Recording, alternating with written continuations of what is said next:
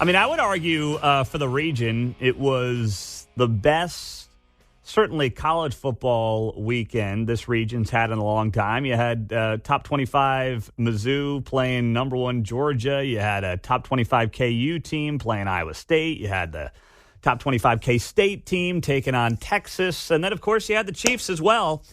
Kevin Kietzman, the podcast, you've got to be listening to it. Kevin Kietzman Has Issues, joining us on KCMO Talk Radio. Let's start off, Kevin, because there's a lot to get to here, my friend, with the Chiefs. That game yesterday, they got the win. They come home 7-2 going into the bye. But what concerns you about this team right now?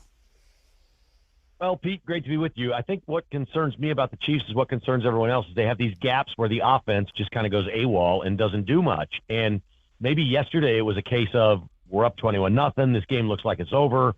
The Dolphins had that look in their eye like they just wanted to go home.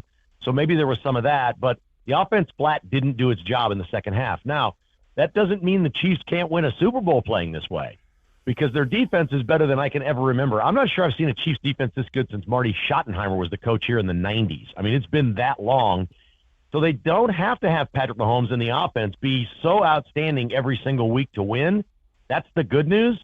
I also think Andy Reid is coaching toward that a little bit. Like they're not trying to go downfield too much. They had a lead. They played it conservatively. All of those things kind of add up. In the end, it was a bizarre call by Andy Reid on 3rd and 1 with, 2.5 minutes to play or whatever was left in the game, 2:42 to go.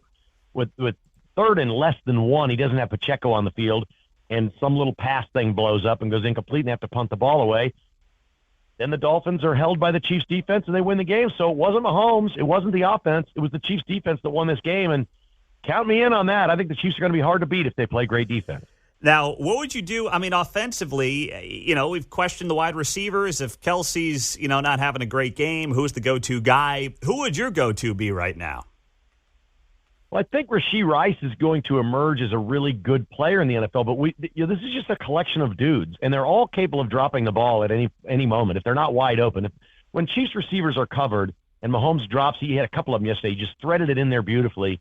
They don't ever make the play, and we watch these other teams. You've seen them, Pete. Everybody listening has seen other teams with big-time receivers. The Bengals last night, my goodness. Ed Higgins goes up and gets a ball, and it's over. Yep. He's going to get it every time. Mahomes just doesn't have a guy like that, so you can't really play toward that. I think maybe more running game, more Pacheco. I think the Chiefs are doing the right things. They just are what they are. They're going to have to get better at it because teams are simply going to say we're not going to let Kelsey beat us, and that's what the Dolphins did. They doubled him the entire game and said, Kelsey isn't going to beat us. You got somebody else, good luck, but he's not going to beat us. Again, 21 points is going to win a lot of games for the Chiefs. Are the Broncos the only team that has scored more than 21 on the Chiefs this year? And that was 24 last week when the Chiefs turned it over 5 times. Mm-hmm. I mean, this defense is legit, man. Yeah, no, it's very true. Kevin, I want to drop it to the college level. A lot of things going on locally on that front over the weekend. Let me start with this. K-State, if you're Chris Kleiman, are you kicking the field goal in overtime, tying the game, going to double OT when you've had this Texas team on the ropes for the last quarter and a half? Okay, here's what I think happened. I think when he got 1st and goal at the 7, he told Will Howard and his offense, we are not kicking the ball. We got 4 plays, get it in. We score here, we go to the Big 12 championship game.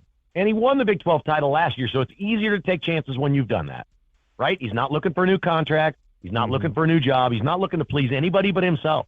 I think he said, boys, you got 4 plays. We're not even going to consider kicking it. Now, if they had a 15-yard penalty and got backed up the 19-yard line, maybe. I think he had long decided before that 4th down that he was going to give it 4 shots. The analytics say you have about an 85% chance of scoring when you have 4 shots from the 7-yard line. I think he did the right thing. Now, if I did that, I might have chickened out. I might have taken the chicken exit at 4th and goal from the 4. You know what I'm saying? Yeah. But then how do you look your players in the eye? When you've challenged your offense and said, we've got 4 plays, boys, let's go do this. Then you change your mind. How do you look them in the eye? I mean, that offense wanted that opportunity. So I don't really have a problem with it. I probably would have taken the chicken exit. Just me, but yeah. I probably would have. I would have, too, just because of how the last quarter and a half had gone in that game for Kansas State. But I get it. Yeah. If that conversation was had, I understand it. Missouri, meantime, they played Georgia. They played them close for a lot of that game, of course, and they played them close last year as well. But As far as I see it, as long as Missouri is sitting here in the SEC East, I don't know what their future is to try to win the conference with Georgia in there as the number one team in the country. So what's the takeaway from that Missouri loss to Georgia over the weekend? It's kind of like when KU and K-State played Texas. I just think Missouri, KU, and K-State are all just a notch below the elite teams, and I think Texas could be an elite team. Georgia clearly is an elite team. Missouri had the lead for 58 minutes last year against Georgia in Columbia. I think Missouri has a win against Georgia coming. I don't know when it is, but I think sometime like in the next 4 or 5 years, they're going to pull off the upset and beat them once. They're playing them close enough that it's right there. Ultimately, Brady Cook and the 2 interceptions was a big deal. He just didn't have a good enough day passing the ball. Missouri ran for 150 yards on Georgia. That in and of itself says a lot. Mm-hmm. You went on the road and you went to Athens and you rushed for over 150 yards. That's pretty strong. So Missouri's right there. They're just not championship pedigree, and I think it's the same across the board with KU and K-State. And when you look at what Eli Drinkwitz has done this year, I mean, is he long-term? Is he the guy for this program for the foreseeable future? Well, he gets a contract extension pretty much every year. Oh, that's true. Missouri fans wanted before the K-State game, every Missouri fan wanted him fired. They hit a 61-yard field goal and win a game against K-State. Then they get confidence. Then they go on a roll, and they're winning games. They probably should have won the LSU game, to be quite honest. They actually maybe blew that one more than anything else. But this is a good football team. Yeah, Eli Drinkwitz is doing a nice job at Missouri. He's goofy. He's constantly screaming at the refs. He can embarrass the program at a moment's notice. He can embarrass everyone at Mizzou. But he's winning football games, and they're playing well. I think he's there to stay for a while. Yeah. Now, we got 3 great college coaches talking about the big schools in our region. Kleiman, Leipold, and then Drinkwitz. What KU did, they've won back-to-back Big 12 games now for the first time in 15 years. They've reached the 7-win mark for the first time in 15 years. Lance Leipold has this team a game back of the Big 12 title race with 3 weeks to go. They beat Iowa State over the weekend. I don't know if anyone would have predicted this with Lance Leipold, but what does it say about KU football and this program, what he's been able to do with it, Kevin?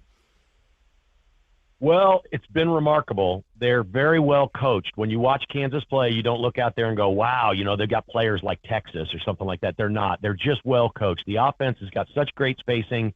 They work guys open for easy completions. This Kotelnicki, the offensive coordinator, is just an absolute stud. He may be the best in the country, and he's been with Leipold now for, 20 years, and they've been together forever. They've coached together. I don't think Lance Leipold is staying at Kansas. I think Michigan's going to come calling very soon, and it's going to be really hard for Lance Leipold to stay. But the good news for Kansas is the genius behind everything they're doing, I think, is with the offensive coordinator, and he would immediately become the head coach in my mind. So I think they are set up for a long period of really good football at Kansas while the conference is getting easier. You can look at KU's schedule next year that they're going to play with Oklahoma and Texas now gone and the new teams in, and you're looking at a team that's probably favored in 9 or 10 of their 12 games next year.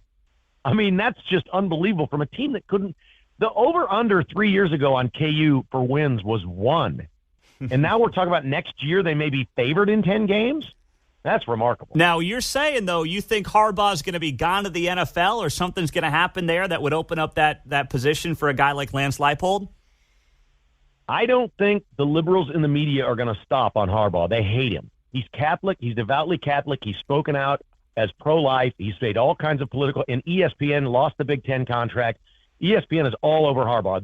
They're sinking their teeth into this guy. They want a pound of flesh, and they want him out. For what? Stealing signs? I thought stealing signs was part of sports. Everybody steals signs. What is going on at Michigan? I don't understand it, but they're not going to let go. They're going to want him out, and Michigan's a very liberal place. And I've seen this act before.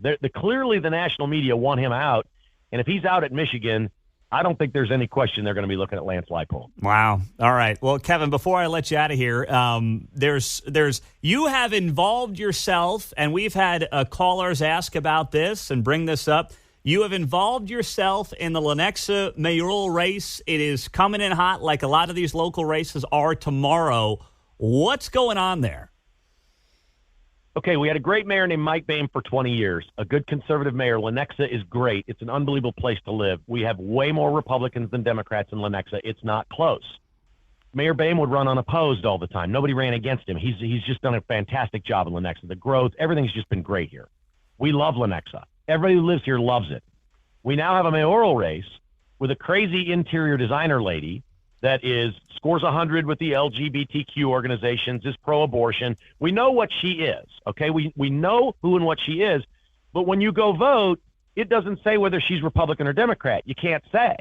And Joe Carlin's my guy. He's a Republican, and he's probably a rhino, to be honest. He's not my kind of conservative, I don't think. And he doesn't want to run a campaign where he's going out there telling people that I'm the conservative and she's not. They're playing nice. Well, playing nice plays right into the Democrats' hands. In Shawnee, they don't do this, Pete. They've got a 7-1 city council to Republicans now in Shawnee. And the mayor that's running for mayor, they're both calling themselves Republicans, although it's not on the ballot. One of them, I think his name's Hemming, that's running, is a real conservative. And he's sending flyers out say, I stand with the city council, because everyone in Shawnee knows the council is now very conservative. But they're not doing that in Lenexa. And this Julie chick that's running, I know exactly who and what she is. It's a 4-year death sentence for Lenexa if she wins. I'm telling you. You put a liberal mayor in this town, and we become Prairie Village. Here's my only concern with any of this stuff, Kevin, and I agree with what you just said there. These local races, yes, I want to know kind of where people stand on their values. That being said, I want to know where you're at on issues like apartments, public schools. Like, what do they want to do on those things? I don't really care what you think about Trump or Biden or, a lot of the social issues. I want to know where you're at on these apartments that are destroying suburban areas all across Kansas City. I agree with you. I completely agree with you. And both of them say they want to do low-income housing or whatever that means. I don't know. To me, there's more to this than that, because what Julie Sayers did was she posted on Facebook that I'm some right-wing extremist. She lumped me in with criminals who are threatening and vandalizing her, which I told her if she doesn't stop, I'm going to call a lawyer and sue her ass, because it's just awful what she was trying to do to me. I mean, this is ridiculous. She won't do it to a candidate she's running against, but she's picking on a guy with a podcast that is one of her taxpayers living in Lenexa. Come on. She's got no class. Wow. None, zero, attacking me.